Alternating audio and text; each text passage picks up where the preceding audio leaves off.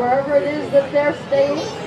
And then they go around the perimeter of that area and they do what's called scenting the area.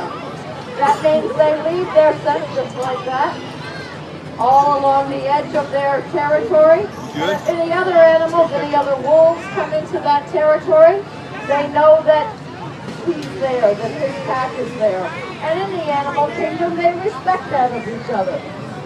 And they won't invade each other's territory. So Cody here's the one wolf in this group that we know a little bit about. That's because he is so old and because his special story has followed him wherever he goes. Cody here was rescued from an illegal fur farm up in Minnesota some years ago.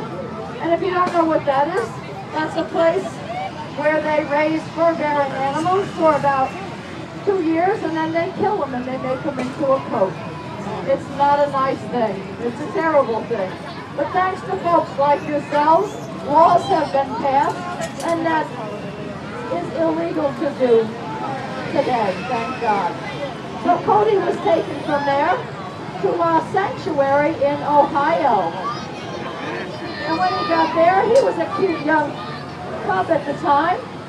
And there was a very wealthy lady there from Seattle, Washington that saw him and thought, what a great pet. Look like Cody's scared I'm of you. going to buy him and take him back to Seattle and have a really unique house pet. Yeah, she can't catch it. Well, guys, you know, wild animals, no matter what they are, do not make good pets.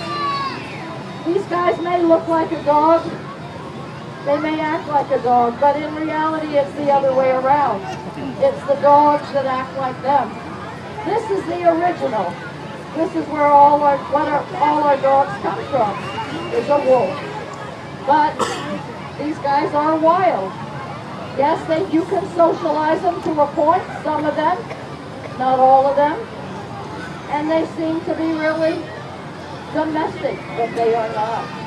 They will always be wild animals, and they have certain instincts that will always come out at any particular time. So she found that out real quick, and she brought him back to the sanctuary. Well, when he came back there for the second time, he met a young girl there, young handicapped girl, that took a liking to him, and every day she would come and take him for a walk. So one cold winter Ohio day, she came there to take him for his walk, and they went out over a little footbridge over some water.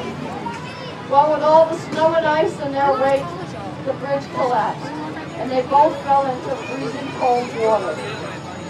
Well, Cody was free to go. She dropped the leash. But the young girl couldn't get out of the water. She had all her winter clothes on, and she was in this ice water, struggling.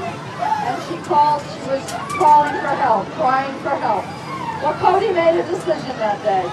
He actually turned around, went back into the water, and pushed that girl to the side, saving her life.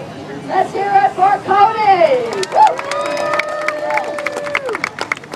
You know, it's not such an odd thing. I'm sure if you're an animal lover, maybe you've read stories like that where animals have come to a human's rescue.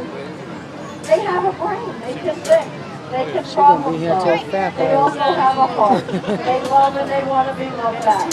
Remember that the next time you're looking into your pet's eyes, there's more there than you might be aware of. Thank you. Let's say goodbye to Cody. And we're going to bring out another wolf for you guys to meet. His name is Phoenix.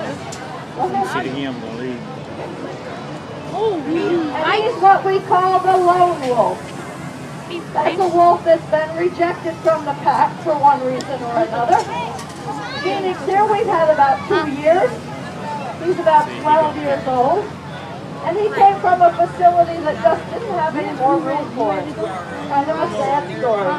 He had outgrown his usefulness there, and they needed to find some place for him to go. So we took on this challenge. And a challenge it was. 10-year-old wolf, bringing him into a group like this was not an easy thing to do. It took several months to get him acclimated into the group.